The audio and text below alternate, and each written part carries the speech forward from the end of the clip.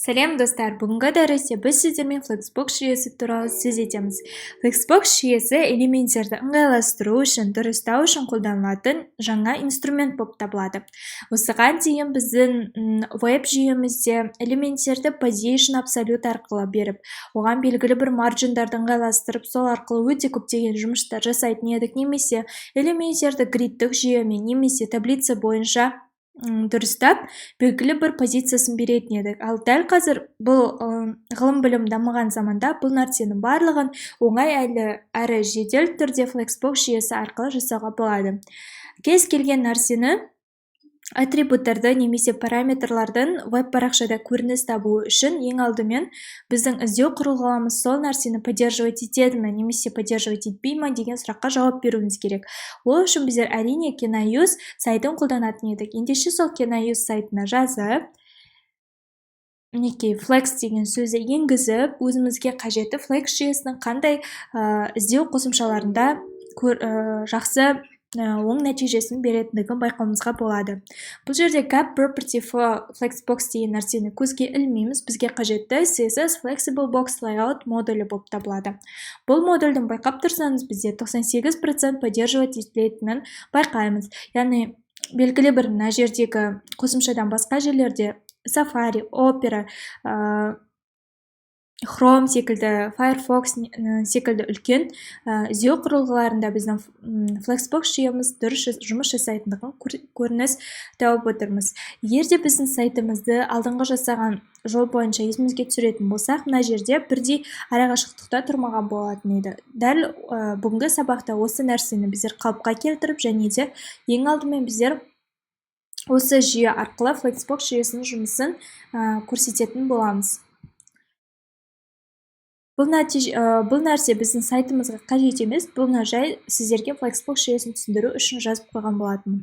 Бұның кодына қарайтын болсақ, неке, мен ең алдымен Flexbox MyFlex контейнер атты бір контейнерді құрдым.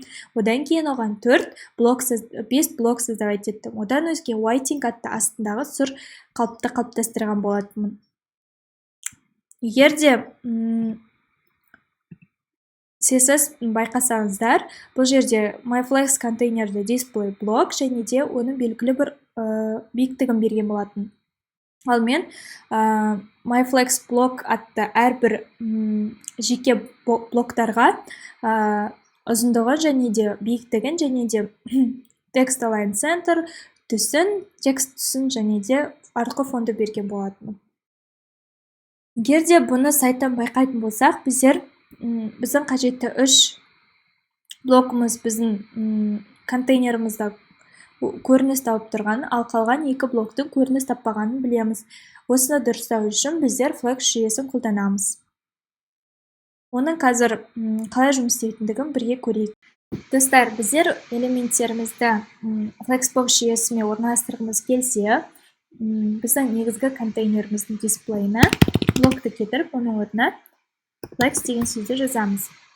Flexbox жүйесі арқылы орналасқан элементтер осылай аталынады. Бұл бізде Flex Direction роуға тең болған кезде негізгі ось бойынша бағыт алып тұр. Бұл нәрсе не екендігін ұғындыру үшін мен сіздерге мына сайтқа өтейін. Бұл сайтты және де Kenaus сайтын мен сіздерге описание бөлімінде қалдырып кетемін. Ол жерде бізде Flexbox жүйесінің негізгі принциптары, свойстволары көрсетілген.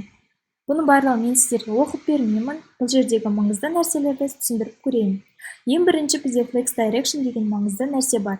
Flex Direction нәрсесі көбіне бізде по дефолту, яғни дефолттық жағдайда еш нәрсе жазбаған кезде, яғни Flex Direction деп әдейі жазбайтын болсақ, бұл бізде сайтымызда display Flex деген күннің өзінде біздің Flex Direction роу қалпында болады. Flex Direction деген не мағына білдіреді? Flex Direction дегеніміз Flex элементтердің бағыты роулық, яғни бағандық бағытта жұмыс жасайды деген мағынаны білдіреді. Яғни бұл жерде Flexbox ойстік жүйесінде 2 түрлі бағыт бар. Біріншісі негізгі ось және де бағандық көлденең ось болып табылады. Flex Direction row бағытында негізгі ось біздің горизонтал бағытта болады, бағандық осіміз, көлденең осіміз вертикаль бағытта жүзеге асады. Ал колumn flex direction column бағытында, керісінше біздің элементтеріміздің барлығы негізгі осі вертикаль бағытта, ал қосымша, яғни бағандық осі негізгі горизонтал бағытта жүзеге асады. Егер бұл сайттың астыңғы жағын қарайтын болсақ, біз жерде justify content сөзін байқаймыз. Яғни бұл да бір параметр болып табылады. Justify content бізде өзімізге қажетті элементі ортаға, соңына, басына және де space between, space around арқылы белгілеуді көрсетеді. Бұл нәрсені көрсету үшін біз VS кодымызды ашып, мына жерге justify content деп center деп берейік. Енді біздің элементтеріміздің қалай орналасқандығын байқаймыз. Неке біздің элементтеріміз қаз-қатар тізіліп ортада орналасып тұр. Егер де біздер оны start деп жазатын болсақ, біздің элементтеріміз басында орналасады. End деп жазатын болсақ, соңында орналасады. Неке басында орналасты. Енді соңында орналасқан қаласақ, end деп жазамыз. Қазір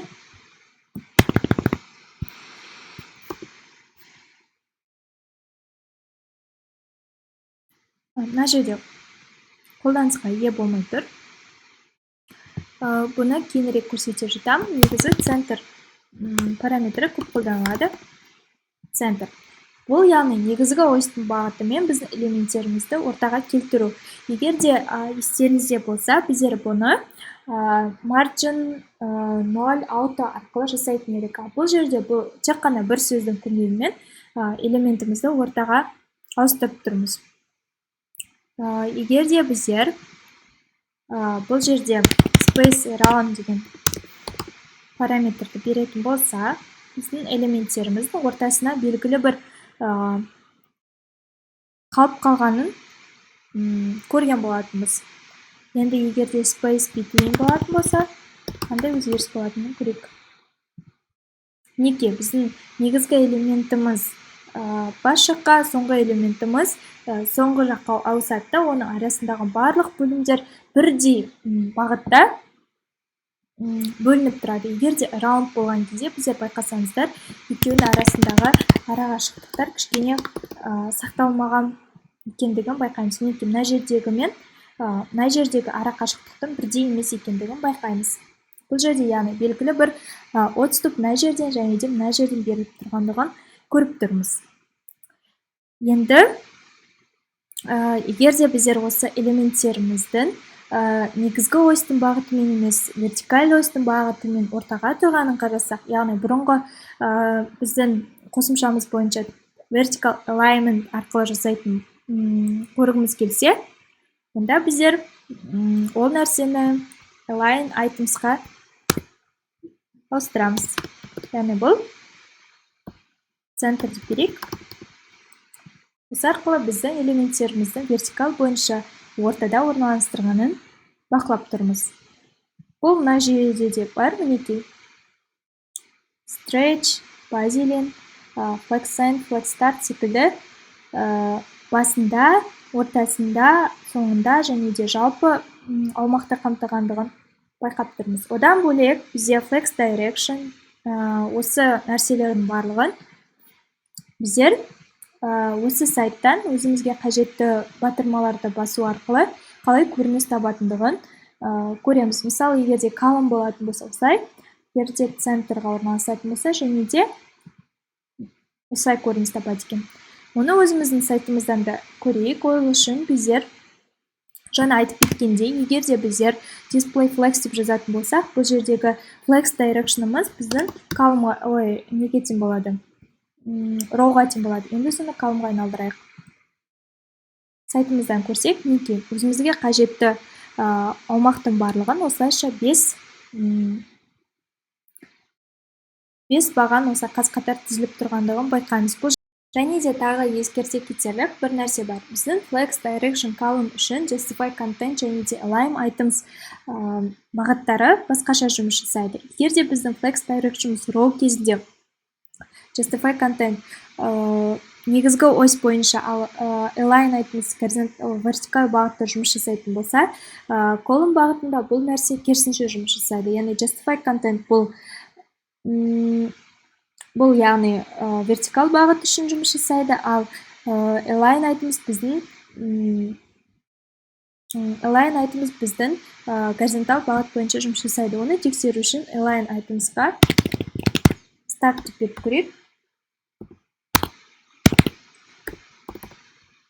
Неге біздің позишнымыз ең басына ауысты. Яғни бұл горизонтал бағыт бойынша align айтымыз қосымшасының горизонт бойынша жұмыс жасайтындығын көрсетіп тұр. Flexbox, direction, column бағыты бойынша. Келесі енді осылайша біздер көптеген нәрселерді осылайша қарай аламыз. Және де бұл жерде FlexWrap деген нәрсе бар. FlexWrapты жасау үшін біздер өзіміздің сайтымызға барамыз. Және де мынаны центрді бізге салайық.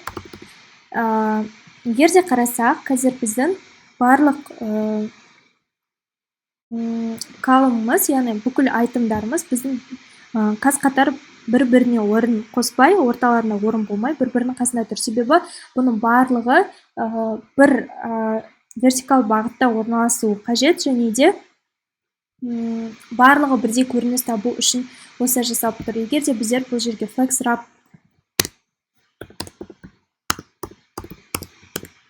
қосымшасын енгізетін болсақ, біздің қажетті аумағымыздың осылайша блоктарымыздың бөлінгендігін байқаймыз. Яғни өзіне қажетті аумақты 3 блок қамтай алғандықтан осы бір-бірінің арасына еш нәрсе салмай орналастырып тұр. Және де сыймай қалған 4-5 блок біздің бөлек вертикал бағытта орналасып тұр. Яғни егер де мына жерде қарайтын болсақ, олардың арасында белгілі бір space between бар. Яғни біздің justify контентіміз space around бар, яғни justify контентіміз белгілі өзінің орнын алып тұр, жұмысын жасап тұр. Енді келесі кезекте біздер өзіміздің осы сандарды, осы блоктарды ешқандай HTML кодынсыз керісінше айналдырып жазуымызға болады. Оны істеу үшін қазір сіздерге белгілі бір кодты көрсетемін. Достар, егер де біздер өзіміздің Flex жүйемізді қарайтын болсақ, біздің санымыз 1, 2, 3, 4, 5 деп сан бойынша орналастырып тұрған байқаймыз. Егер де біздер бұлардың орын алысқан, яғни бірінші блоктың 5-ші блоктың орнына немесе 4-ші блоктың орнына келгендігін қарасақ, бұны HTML қосымшасынсыз, HTML көмегінсіз әдейі копировать етіп оны орын ауыстырмайық, оған стилистикалық қосымша беру арқылы Flex жүйесінде орын ауыстыруға болатынын байқаймыз.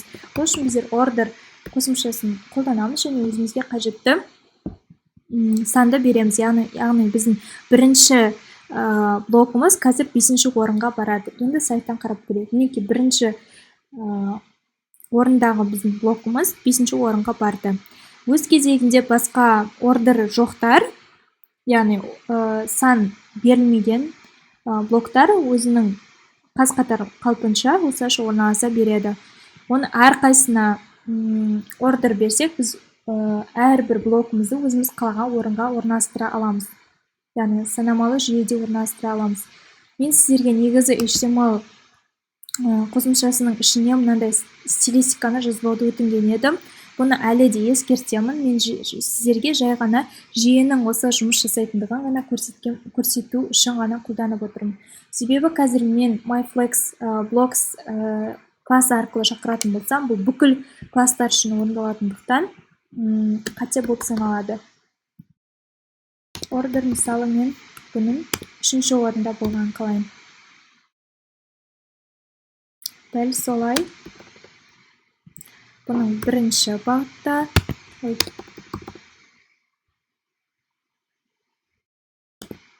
ордер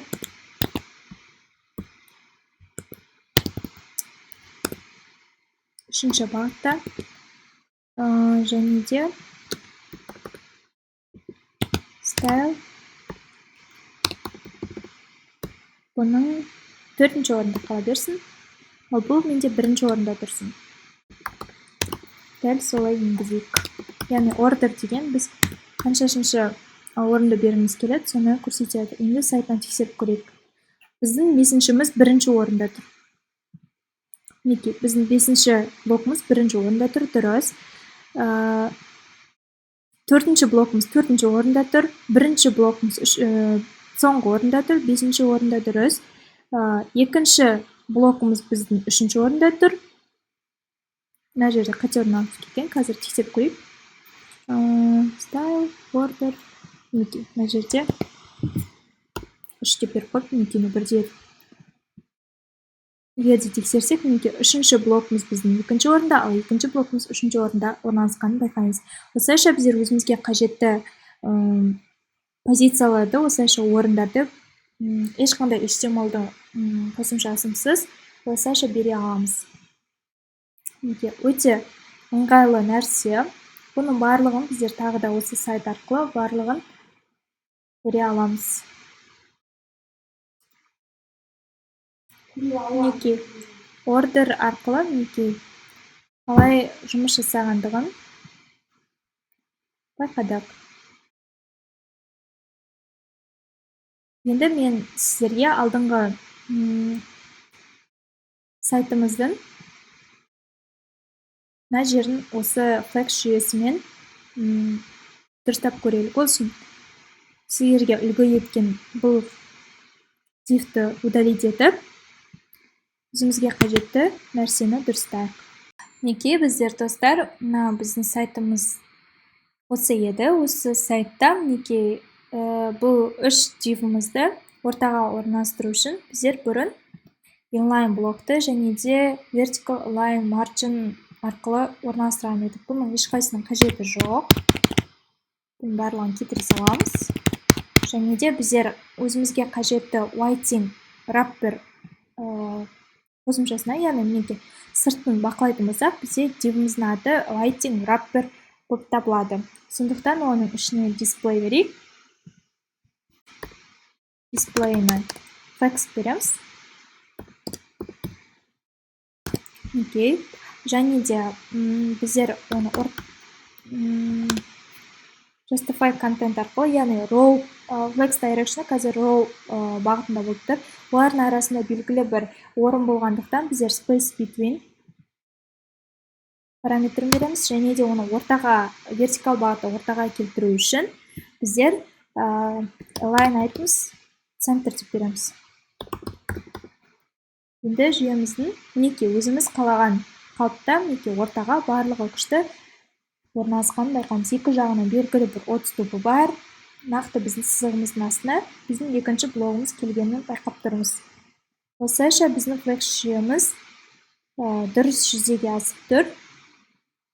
Мінекей Flex жүйесінің арқасында осылайша элементтерді оңай орналастырды. Кейін бұл нәрсені сайттарымызда өте қатты көп кең қолданатын боламыз. Сондықтан бұлардың барлығын жаттау және де есте сақтау қажет, бірақ жаттап қажет емес. Кез келген уақытта біздер мына сайтты ашып, өзімізге қажетті параметрді анықтай аламыз. Мінекей қосымшаларды басып, эксперимент жасап, өзімізге қажетті положениені ала аламыз. Және де сайтымызға осылайша қолдана аламыз. Мінекей достар, бүгін біздер Flexbox жүйесімен жақынырақ таныстық. Ендігі сабақта біздер қалған 2 бөлімімізді жасап, бүгінгі портфолиомызға салатын алғашқы сайтымызбен толық аяқтап бітіреміз. Сау болыңыздар, Тыңдас Тайдимен бірге болыңыздар.